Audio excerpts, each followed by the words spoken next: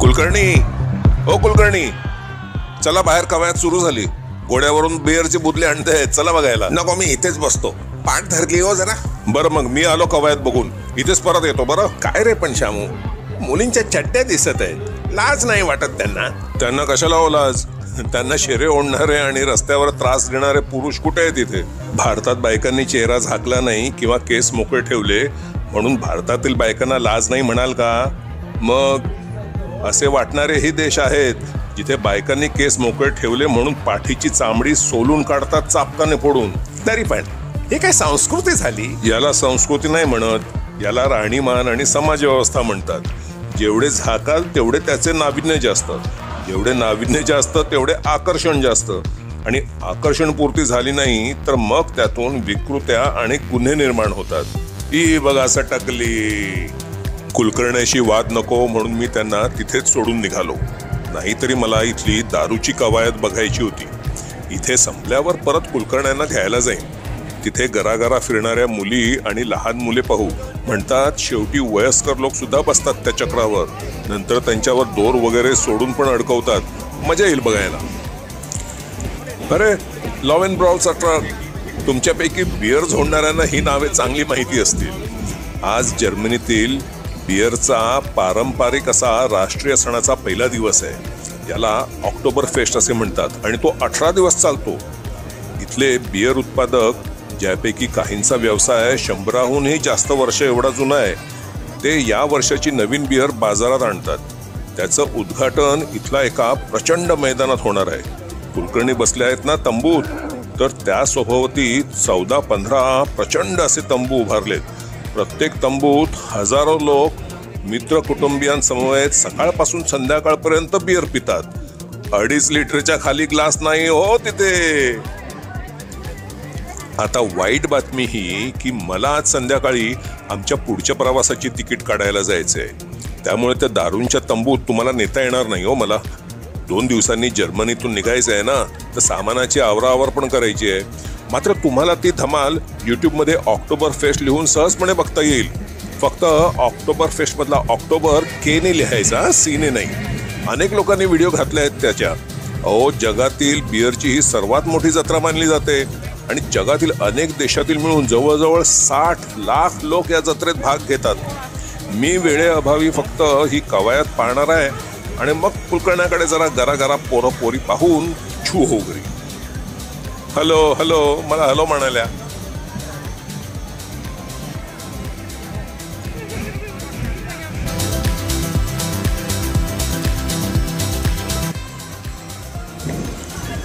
या जत्रेचं नाव October fest, मात्र त्याची सुरुवात होते सप्टेंबरमध्ये. त्याचं काय झालं, ही परंपरा सुरू झाली 1810 साली, म्हणजे 215 वर्षांपूर्वी, आणि तेव्हा ती 7 दिवसच चालायची. पुढे तिला प्रसिद्धी मिळून एवढी प्रचंड गर्दी होऊ लागली की गर्दीला आळा घालण्यासाठी जत्रेचे दिवस दुप्पट केले. हॅलो हॅलो पडली. तिला नाही म्हणालो मी हॅलो. तर जत्रेचे दिवस दुप्पट केल्यामुळे जत्रेची सुरुवातीची तारीख आणखीन मागे खेचली आणि सप्टेंबरमध्ये आली. माझ्या मते भारतात पण काही सणांना अफाट गर्दी, धक्काबुक्की होते. तेथे असे दिवस वाढवण्याची कल्पना कामी यावी.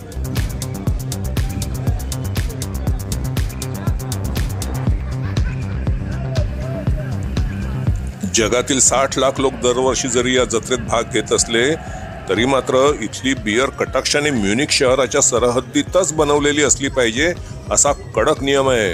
हो, परंपरेचा फार अभिमान आहे हो त्यांना.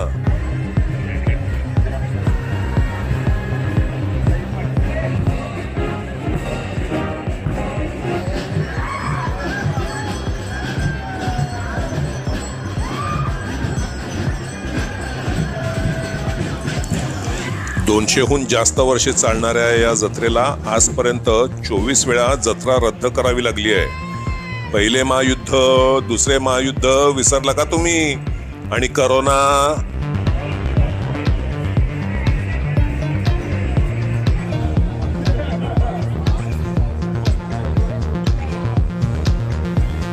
अरे हा बघा, युट्यूबवर दिसतोय.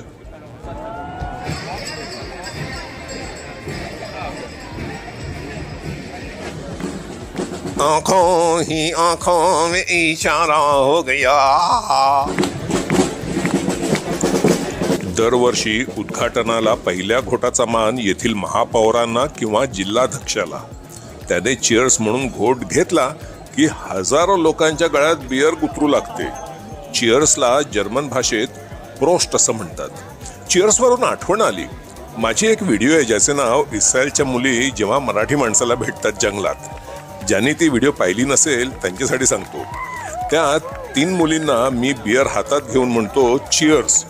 तेव्हा त्या मुली मला विचारतात चिअर्सला मराठीत काय म्हणतात. मी पटकन उत्तरलो, आमच्याकडे चिअर्स वगैरे बोलण्याची वाट बघत बसत नाही कोण. चला, कवायत संपली. आता कुलकर्ण्यांचा तंबू गेला कुठे जरा शोधावे लागेल. कुलकर्ण्यांनी पुन्हा ते चड्डी अभिमान सुरू केले नाही तर बरे होईल. पण मी खरे म्हटले तर कुलकर्ण्यांना समजू शकतो. कारण मी जेव्हा प्रथम परदेशात नवीन आलो होतो ना, तेव्हा मी सुद्धा अगदी असाच होतो. आपल्याला आपल्या संस्कृतीचा अभिमान असल्यामुळे दुसऱ्याची संस्कृती दुय्यम आणि कैकदा वाईट असा दुसऱ्या संस्कृतीचा अभ्यास नसूनही आपला ग्रह होतो. नवीन असताना असेच एका संमेलनात इथल्या एका प्राध्यापकाला मी डिवचले होते. आमच्याकडे महिलांचा आदर करतात, तुमच्यासारखे नाही. त्या प्राध्यापकाने उत्तर देऊन जागच्या जागी माझी जिरवली. तो पटकन म्हणाला, म्हणून तुमच्याकडे बायकांची रस्त्यावर रोज छेडछाड आणि सामूहिक बलात्कार होतात का. मी तत्काळ गप्प झालो. खरोखर मी स्त्रियांचा आदर करत होतो का आदर करतो असे दाखवण्याचा प्रयत्न करत होतो. बसमध्ये बाजूला कोण बसली की अंगावर शहारे यायचे. स्टेशनवर एखादीच्या ब्लाऊजमधून ब्रेसियरच्या पट्ट्याचे टोक जरा बाहेर दिसले तर लाळ टपकायची. अरे सापडला सापडला, कुलकर्ण्यांचा तंबू सापडला. हा खेळ चाललाय ना, याच्या मागचा तंबू कुलकर्ण्यांचा.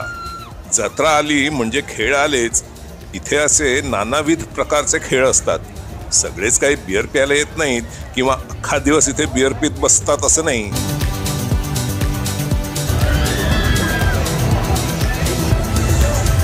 काय हो कुलकर्णी, रमला कुठे का कान्हा? अजून इथेच बसूनात? अहो मजा येते हो. मगाशी म्हाताऱ्या लोकांची फेरी झाली. दम आहे हो इथल्या म्हाताऱ्यांमध्ये पण. छान.